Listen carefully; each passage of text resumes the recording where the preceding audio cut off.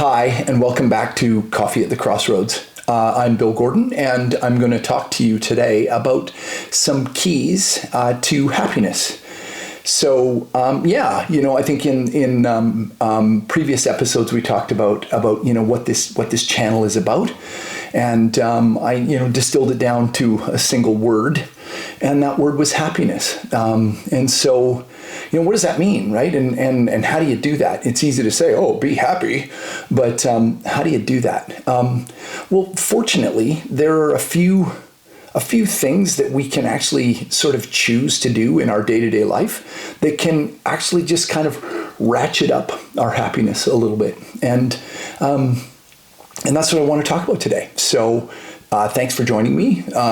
If you're new here, that's awesome. And if you're returning to Coffee at the Crossroads, thank you so much. As I've said in previous videos, I want to build a community, and I'd love to engage with people and then have those people come back, and share their experiences or give me feedback, and kind of build that sort of feedback loop where I'm responding to your feedback and you're getting more out of it, and we build that community, right? So if you're a returnee, thank you very much. And if you're new, that's awesome.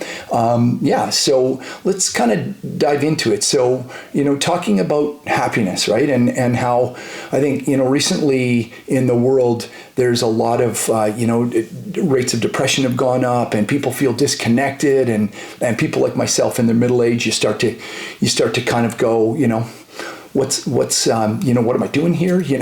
What's my life all about?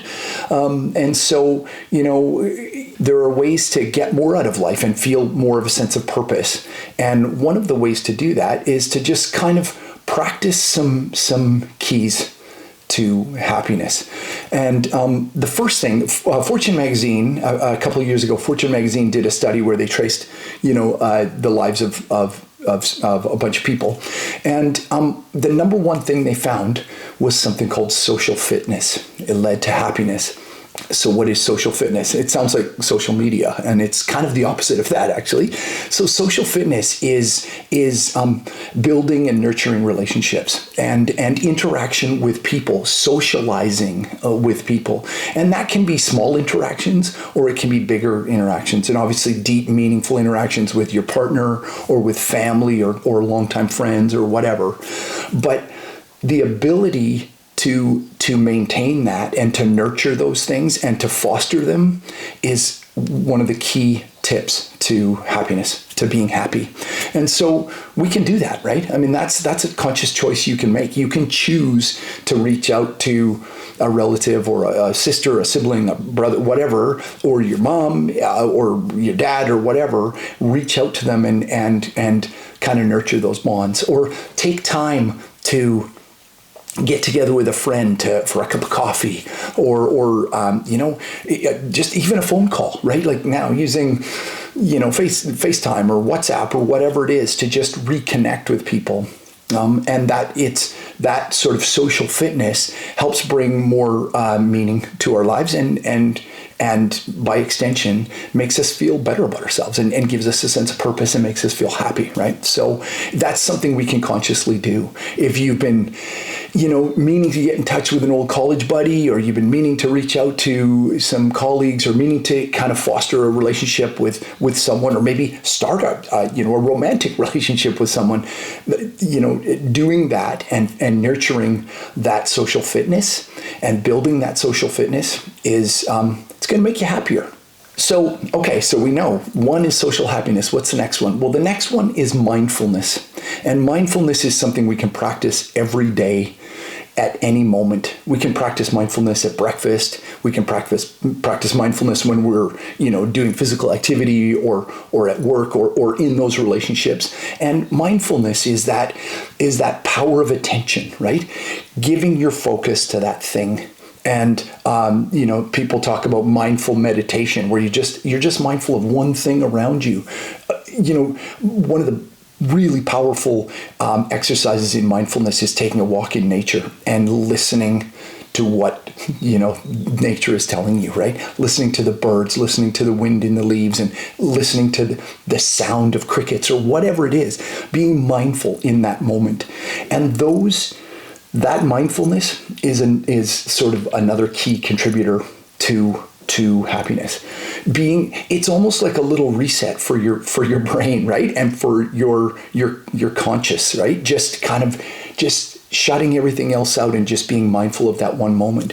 And it's, back to the social fitness thing, it's one of the real gifts we can give someone that we're trying to build a relationship with, whether it's a partner, nurturing a relationship with a partner, or with the family or friends or whatever it is being focused, being in the moment, right? When you're spending time with them, you're not on your phone and you're not checking the mail and you're not doing whatever, but you're there and you're there in the moment. And those, that's another key to happiness. The third thing that I found in this list was quite interesting to me, and it was using tech to your advantage. And that's weird, right? Like you think, tech makes me happy or whatever, but we can get so caught up in getting the new phone or buying a bigger TV or getting the latest whatever software, something, that we can kind of lose focus. Whereas using tech to our advantage can actually foster happiness. So again, using your phone to connect with an old college buddy, using something like using tech that allows you to get in touch, using WhatsApp or FaceTime or whatever it is to, Skype or whatever to call a loved one that lives on the other side of the globe. It's building that relationship through tech and using it. Obviously, it's much better to be face-to-face, and it's much more easy to be mindful if you can be in the room with that person. You're sharing a cup of coffee face-to-face. That's way better. But you can still use tech to kind of help nurture some of those things, and that's one way we can use it to our advantage. I think right now, hopefully, what I'm doing here with YouTube is using tech to my advantage. Obviously, the true way to connect with people and to build a community is to do it physically. But if somebody's in Alabama and somebody else is in Seoul, Korea, and somebody else is in Brisbane, Australia, and somebody else is in Manchester, UK, then we can't be all in the same place. But we can through the magic of tech, right? And so if you can kind of build connection with people and foster and nurture relationships with tech, hopefully YouTube's doing that, right? Hopefully I'm doing that with YouTube. So that's an example. The fourth thing is to choose experiences over things. The pursuit of things, the pursuit of material things is kind of can be quite hollow, right? You buy I need to get the iPhone whatever, or I need to get the latest whatever, and that thing makes you happy for a little bit, but then a few months later another one comes out and you're like, oh, it's got a bigger something, camera or faster processor or something, and that leads to almost a feeling of disappointment. Whereas when you pursue experiences, you're much more likely to maintain those experiences. And they say, we are a sum of our experiences, not a sum of the things we own, right? So if you travel or you bungee jump or you skydive or you are part of a knitting circle or you a part of a bowling club or you go on nature hikes or whatever it is, bird watching, whatever you're doing where you're in that moment and experiencing it, that's much more likely to bring you happiness. So that's number 4. And number 5 is to remain curious. And I love this one. This is my favorite on the list, to be honest, because it's almost like to remain youthful, right? You can.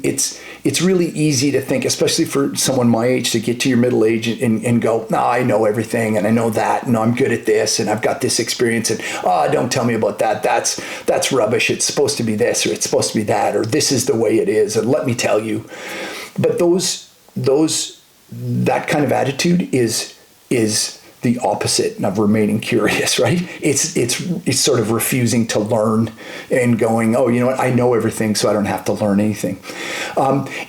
it struck me when I read that as one of the keys to happiness, that it's something that comes up in, I don't know if you've seen the series Ted Lasso, but there's an episode in it where he says there's two kinds of people in the world. There's people who are curious and people who are judgmental.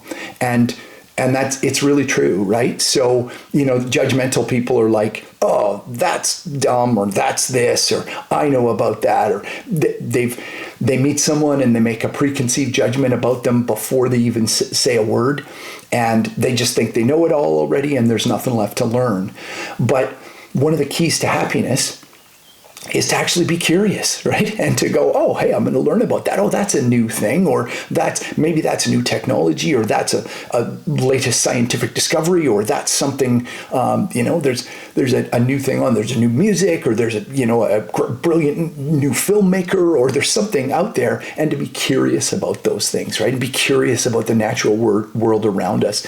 The moment we think we know everything, we stop growing, and you start to shrink, right? So, being curious allows you to continue to grow and learn things and keep your mind mentally sharp. And being curious is also back to that key of being mindful, right? You're in the moment and you're learning something new. You're much more likely to sort of take on board new information if you're mindful and if you're curious, as opposed to being judgmental. So that's it. Yeah, that's the 5 things, right? So I think those are all things that we can practice day to day. And nobody's perfect at it. I'm judgmental. There's lots of times that I'm like, oh, that, whatever, and forget it. That's not right. It's this and that and whatever. We can all be like that, and there's times that I want to buy a new thing, right? That I don't choose experience over things. I'm like, oh, I need a new car, or my phone's old and won't update, so I need a new phone. There are times when we do need to pursue things, but keeping in mind that the key to happiness is to pursue experiences, right? And again, some of those things, it's easy to kind of fall into the traps of not doing things that make you happy, right? But we can practice these things, these steps, right? Social fitness. You can practice mindfulness. You can practice using tech to your advantage. You can practice choosing experiences over things, and you can practice remain curious, right? You're not always going to do it, but if you practice those things, they're going to bring more purpose and fulfillment, right? And then you're going to be happier. So yeah, love to hear your thoughts. That's Coffee at the Crossroads. If you enjoyed this video, check out these other videos, and there might be something there that catches your attention. And please subscribe. There's a little subscribe button here. And love to see you again. Thanks for coming. Cheers.